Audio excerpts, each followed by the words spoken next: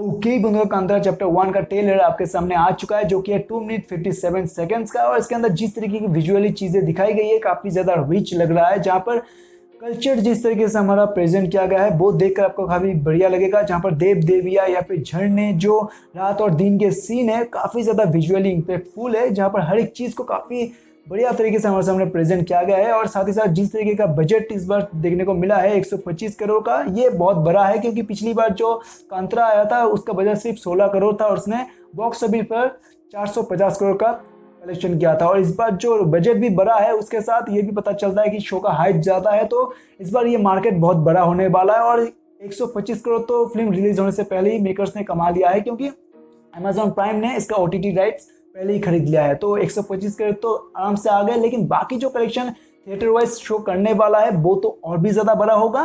क्योंकि इस शो का हाइप पहले फिल्म से ही बहुत ज़्यादा बढ़ चुका था। और इस बार ये शो काफ़ी ग्रैंड लेवल पर आने वाला है। जिस तरीके की विजुअली चीज़ें देखने को मिला है उससे पता चलता है कि किस तरीके के मेकर्स की थिंकिंग थी और किस तरीके से हमारे देव को प्रेजेंट किया गया है। जहाँ पर पंजुली देव जो है उस कैरेक्टर को जिस तरीके से प्रेजेंट किया गया है वो और भी ज़्यादा ग्रैंड लग रहा है। जिस तरीके की VFX देखने को मिला है, जिस तरीके की रात के शॉट्स है वो कमाल का है। और जो हमारा शिवा का कैरेक्टर है जिसको ऋषभ शेट्टी ने प्ले किया है वो भी इस बार बहुत ही ज़्यादा औसम लग रहा है। क्योंकि एक शॉट आता है जहाँ पर शिवा महादेव के रूप में है और उस सीन में आंखों का वो चमक देखकर बहुत ही ग्रैंड लग रहा है। और इस सीन के लिए खास तौर पर ऋषभ शेट्टी ने कलारी पेट्रू का ट्रेनिंग लिया है। और यह समझ में भी आता है कि वो एक्टर के तौर पर कितने ज़्यादा उम्दा है। उन्होंने हर एक चीज़ इस शो के अंदर झोंक दिया है। और इतना ही नहीं, शो के अंदर जो एक्शन सीक्वेंस है वो हॉलीवुड स्टाइल जो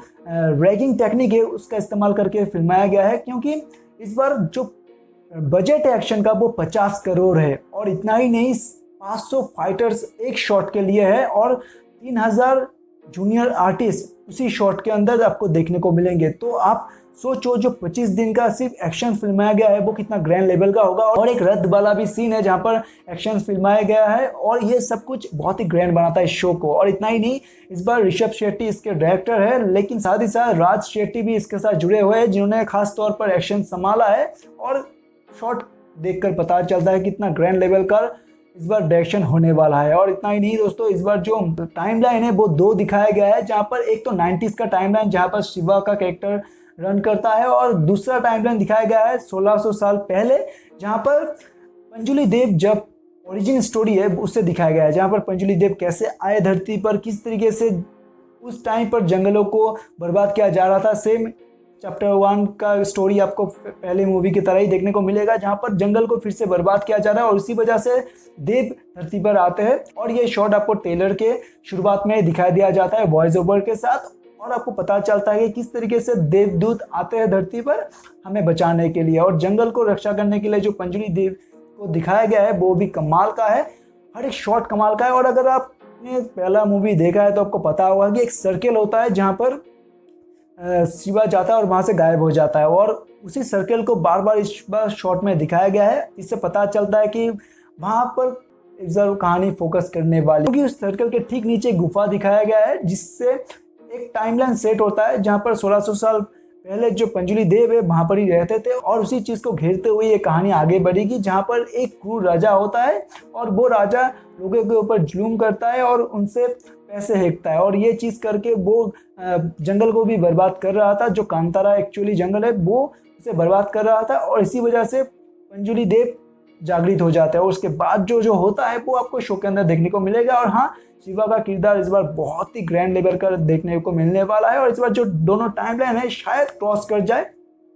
इतना मैं अंदाजा से बोल रहा हूँ, लेकिन हो सकता है क्योंकि बहुत से चीज़ें शो के अंदर देखने को मिला है। जिस तरीके की टाइमलाइन स्ट्रेटेजी देखने को मिला है वो भी कमाल का है। और कुछ एक चीज़ें ऐसे भी शो के अंदर देखने को मिले हैं जो पहले आपने नहीं देखा था। तो मुझे लगता है कि आपको एक्साइटेड होना चाहिए, क्योंकि इस बार बहुत ही ग्रैंड लेवल का स्केल के साथ आपको शो को प्रेजेंट किया गया है। जिस तरीके की BGM है, जिस तरीके की सॉन्ग्स है वो भी कमाल का है। और जो एक साउंड ट्रैक है जिससे दिलजीत दोसांझ ने दिया है, तो इससे पता चलता है कि शो पैन इंडिया में किस तरीके से परफॉर्म करेगा। क्योंकि शो को इंडिया के हर एक लैंग्वेज में फिल्माया गया है, इस बार हर एक लैंग्वेज में डब किया गया है, जिससे ये शो और भी ज़्यादा ग्रैंड लेवल पर पहुंच सके। और इतना ही नहीं, शो के अंदर इस बार कलाकार भी आपको बहुत ही बढ़िया देखने को मिलेंगे, जहां पर जयराम आपको देखने को मिलेंगे, ऋषभ शेट्टी और गुलशन देवैया आपको विलन के रोल में देखने को मिलेंगे। तो हर एक कलाकार आपको शो के अंदर काफ़ी बढ़िया देखने को मिल रहा है।